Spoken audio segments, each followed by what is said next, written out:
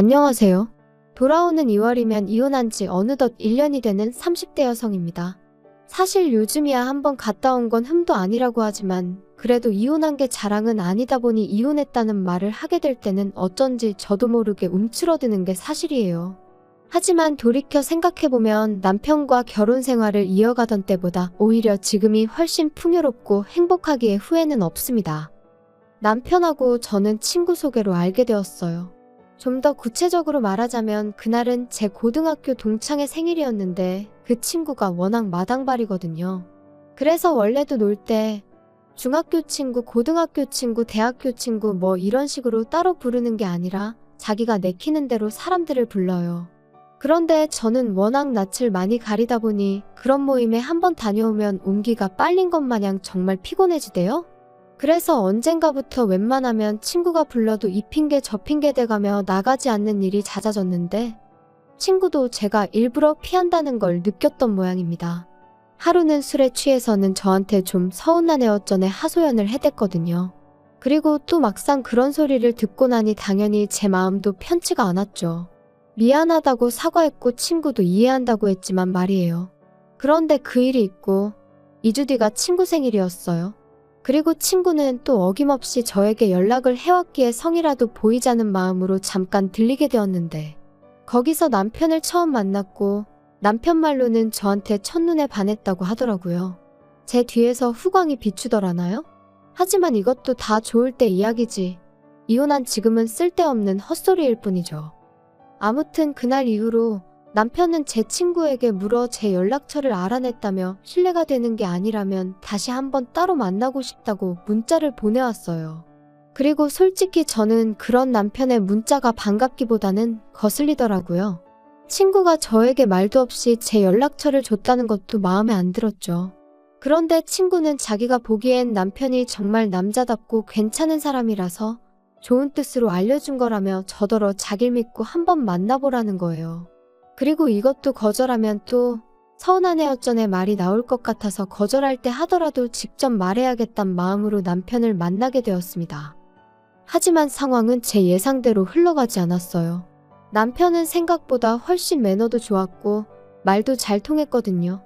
이렇다 할 공통점은 없었지만 어째서인지 대화는 계속해서 즐겁게 흘러가는 게 신기하기만 했죠. 그래서 이후로도 남편과는 몇 번의 만남을 더 가지다가 본격적으로 연애를 시작하게 되었네요. 연애한 지 1년 반 만에 결혼 이야기까지 오가는 사이가 되었고요. 남편과 저는 처음부터 양쪽 부모님께 손을 벌릴 생각은 없었습니다. 남편이 먼저 우리 둘 다 적은 나이도 아니고 또 자기는 나름대로 신혼에 대한 로망 같은 게 있다면서 원룸도 좋으니 우리 둘만의 힘으로 한번 시작해보자고 했었거든요. 그리고 저 또한 대학 등록금을 직접 벌어서 냈을 만큼 독립적인 성격이었다 보니 그런 남편의 제안이 싫지 않았죠. 콩깍지 때문이었겠지만 그 당시에는 그런 남편의 모습이 강단 있어 보이는 게 오히려 멋져 보이더라니까요. 하지만 본격적으로 신혼집을 알아보면서 남편이 그런 말을 할 수밖에 없던 이유를 알게 되었어요. 처음부터 시부모님은 남편을 도와주실 만한 상황이 못 되셨거든요. 아버님이 일을 하고 계시긴 했지만 시부모님 두 분 생활비를 대기도 빠듯한 수준의 월급을 받고 계셨던 데다가 노후 준비도 제대로 되어 있지 않은. 처음 이 사실을 알고는 얼마나 당혹스러웠는지 몰라요. 하지만 그럼에도 불구하고 제가 남편과 파혼하지 않았던 이유는 남편이 시부모님 일로 신경 쓰이게 하거나 힘들게 하는 일은 절대로 없을 거라고 저에게 약속했기 때문이었습니다. 지금에서야 생각하면 그 새치어로 떠들어대는 걸 약속이랍시고 철석같이 믿은 제가 어리석었지만요. 아무튼 시부모님 또한 저를 아가야 부르시며 복덩이니어쩌니 해대셨으니 가진 건 없으셔도 저를 진심으로 아껴주실 좋은 분들이라고 생각했어요. 그래서 남편이 뭐라건 간에 오히려 제가 잘해드릴 마음만 가득했네요. 어머님에게도 남편보다 2살 어린 저와는 동갑내기인 딸이 있었고 저에게도 사랑하는 친정어머니가 계셨지만 그와는 상관없이 모녀 사이처럼 가까이 지내고 싶었죠. 그런데 갑갑한 상황은 그게 다가 아니었어요. 신혼집 계약을 앞두고 막상 남편 재정 상황과 제 재정 상황을 오픈하니 남편이 말한 8천은 어디 가고 4천밖에 없었거든요. 저는 1억 2천을 모아둔 상황이었는데 말이죠. 하지만 이미 시댁 상황도 이해하고 넘어가기로 했고 남편도 속이려던 건 아니었다며 그저 저에게 하나라도 더 해주고 싶어 주식을 했던 건데 어쩌다 보니 이렇게 된 거랍니다. 그리고는 한다는 소리가 주식을 팔지는 않았으니까 돈이 없어진 건 아니고 오르기만 하면 오히려 8천보다 더 많이 가져가게 될 수도 있다. 불쌍하게도 헛된 꿈을 꾸고 앉았더라니까요. 그래도 뭐 결국은 이것도 다 제 복이다 생각하고 제가 안고 가기로 했네요. 이후로 제가 모은 돈 1억 2천에 제 이름으로 대출받아 아파트를 샀습니다. 사실 남편이 들고 온 4천도 어떻게든 아파트에 보태고 싶었는데 남편이 제 차나 자기 차나 10년 탔으면 너무 오래 탄 거 아니냐며 차를 사자고 하도 고집을 부려대서 남편 도는 곳을 아니 차를 사는데 쓰였죠. 사실 저는 대중교통으로 출퇴근도 다 할 수 있고 워낙에 집순이라서 차가 그렇게 필요하진 않았는데 남편은 그렇지가 않았거든요. 그러니까 엄밀히 따지면 남편이 자기 돈으로 자기 차를 바꾼 거나 마찬가지였어요. 하지만 그때는 이혼하게 될 거라곤 꿈에도 생각을 못했으니 남편이 야갔다고 생각하기보다는 미래에 태어날 아이도 생각해서 투자를 한 거라고 나름대로 좋은 쪽으로 해석을 했었답니다.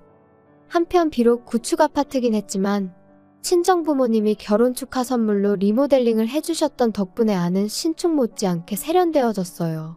화장실도 원래는 하나뿐이었는데 친정부모님이 2개로 만들어주셨지요. 그래서 그런가 집들이에 오는 사람들마다 집이 정말 예쁘다 멋지다 나도 이렇게 싹 뜯어고치고 싶다 칭찬을 많이 해주시더라고요. 그리고 시부모님도 신혼에도 입을 다물지 못하대요. 특히 신우는 계속해서 자기는 언제 아파트 살아보냐며 시매부한테 얼마나 눈치를 주던지 제가 다 민망해 죽겠더라니까요. 신우는 저희 남편과는 달리 대학교를 졸업하자마자 시매부와 혼전임신으로 결혼을 했는데 식을 올린 직후 아이는 유산되었다 들었습니다. 그리고 이 일로 신우는 자기 시부모님한테 미운 털이 단단히 박혔는데 문제는 그게 다가 아니었어요. 신우와 결혼한 이후로 잘 돼가던 시매부 사업이 곤두박질치기 시작했고 건강도 안 좋아지고 그렇다 보니 신우 시댁에선 하지 말라는 결혼을 임신 하나로 밀어붙이더니 이 꼴이 났다며 아들이고 며느리고 꼴도 보기 싫어한다더라고요. 그리고 마지막 사업까지 대차게 말아먹은 이후로는 자기 친정, 저한테는 시댁에 얹혀 살고 있던 상황이었죠. 저도 전후 사정을 알다 보니 신우가 저희 아파트를 부러워하는 마음이 이해가 되면서도 민망하기도 하고 뭐 여러 가지로 불편하대요.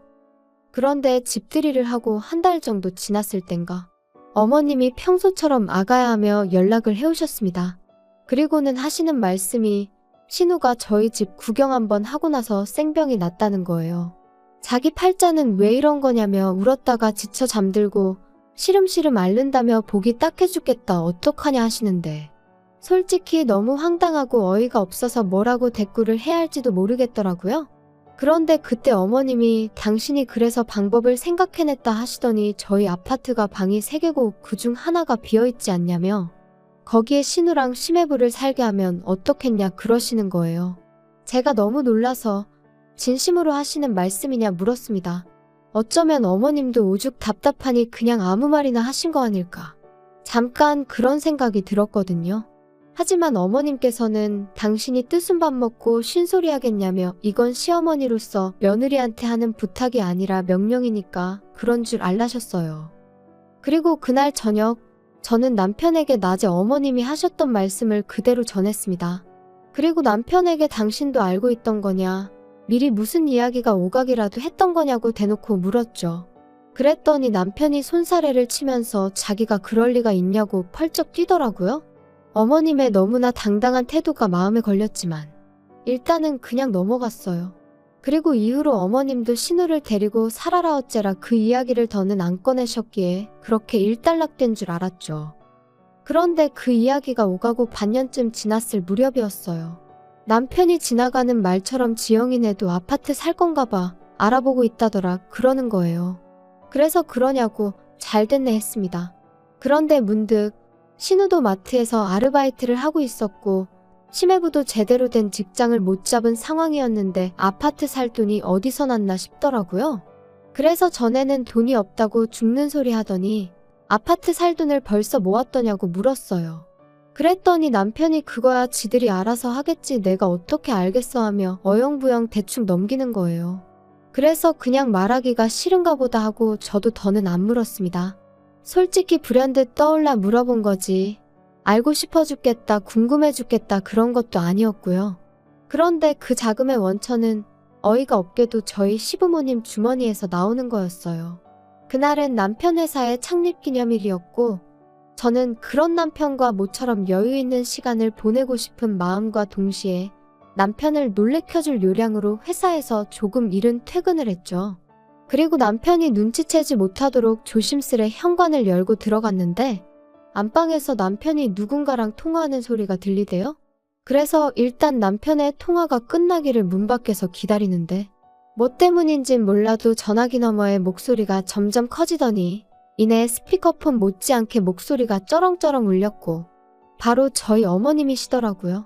그리고는 계속해서 말씀하시길 빌라라 그런가 집을 내놨어도 팔리지가 않는다며 네 동생은 아파트 골라놨다고 저 난리라고 미치고 환장하겠다 뭐 그런 얘기를 하시는 거예요. 남편도 그러니까 왜 어머니 아버지 집을 팔아서 걔 아파트를 해주냐고 짜증을 내고 어디까지 듣고 있어야 되나 그런 생각이 들던 찰나에 누군가 저에게 전화를 걸었는지 제 핸드폰이 울렸습니다. 그러자 남편이 허둥지둥 어머님과의 통화를 끝내며 저더러 언제 왔냐는 거예요. 그리고 순간 저는 이걸 들은 티를 내야 되나 말아야 하나 싶다가 안 들은 척하기엔 스스로 좀 음흉스러운 기분이 들어 남편에게 방금 한 이야기가 다 뭐냐고 단도직입적으로 물었습니다. 그랬더니 남편이 한숨을 푹푹 내쉬며 하는 말이 신우가 아파트 사달라고 어머님 아버님을 달달 볶았나 보다고 그래서 두 분이 당신들 집을 팔아 1억을 주기로 하셨다나요?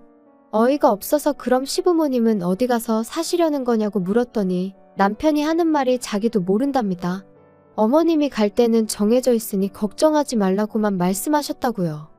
그리고 며칠 뒤 남편이 어머님한테 이야기를 한 건지 어머님이 너도 이제 다 알지 않냐며 연락을 해오셨어요. 그리고는 그 일로 할 이야기가 좀 있으니 저희 집에 오시겠다 하시더라고요. 그리고 그렇게 시부모님과 저, 남편 4사람이 모이게 되었는데 어머님이 또 다시 아가야 하시면서 제 손을 당신 양손으로 꼭 쥐시고는 이번만큼은 정말 내 뜻에 따라줘야 한다 하시는 거예요. 그리고 저는 솔직히 신우 집 사는데 돈 보태줘라 뭐 그런 이야기를 하시려는 건가 싶어서 순간 확 예민해지더라고요. 남편도 저랑 결혼할 때 해온 거라곤 자기 차 바꾼 돈 4천이 전부인데 설마 저한테 돈을 달라시겠나 싶으면서도 말이죠. 하지만 어머님이 이어하신 말씀은 아예 차원이 다른 것이었습니다. 어머님께선 지금 사는 빌라 팔아서 신혼에 1억 주고 나면 당신 손에 남는 건 2천이 전부라며 그 돈을 저에게 주시겠다 하시더니 대신 안방을 내어달라셨거든요. 황당해서 그게 무슨 말씀이시냐. 저번에 신우 때도 말씀드렸지만 그렇게는 못 지낸다 했어요. 어머님이 왜 못 지내냐 하시길래 외고 말고 불편해서 싫다고 했죠. 구구절절 대라면 될 이유가 100가지도 넘었지만 결론은 불편해서 싫은 게 사실이었고요. 하지만 어머님은 계속해서 우기시기를 그래서 저한테 2천을 주신다는 거래요. 전세랑 비슷한 거라나요? 말도 안 되는 어머님의 억지에 이걸 하나하나 반박을 해야 하나 싶을 정도로 당혹스러웠습니다. 그래서 남편에게 무슨 말이라도 좀 해보라고 당신은 이게 말이 된다 생각하냐니까. 남편이 저더러 잠깐 이야기 좀 하자며 저를 방으로 끌고 들어가려는 거예요. 그래서 싫다고 여기서 이야기하라 했죠. 그랬더니 하는 말이 어차피 자기 장남인 거 알고 결혼하지 않았냐면서 시부모님이 늙고 병들면 모시고 살 생각을 못했냐대요. 어이가 없어서 지금 두 분 나이가 60대 초반인데 무슨 늙고 병들고 그런 소리를 하느냐고 받아쳤어요. 그랬더니 남편이 또다시 그럼 시부모님이 늙고 병들 때까지 기다리고만 있을 거냐는 말도 안 되는 헛소리를 하더라고요. 기도 안 차서 다시 시부모님한테 아니 집 한 돈을 신우한테 주셨으면 합가도 거기랑 하시는 게 맞지. 왜 저희한테 이러시냐 따졌습니다.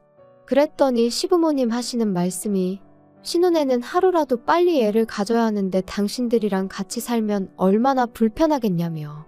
그리고는 급기야 저더러 이 집은 방이 3개지만 신혼에는 돈이 없어 방 2개짜리밖에 못 간다고 그렇게 꼭 후벼파야 속이 시원하냐고 소리를 지르시더라고요. 그리고 어머님과 제가 계속해서 언쟁을 벌이자 또다시 남편이 저한테만 소리를 질렀어요. 적당히 좀 하라면서 이 집이 네 거냐고요. 그래서 제가 그럼 내 거지 네 거냐 했습니다.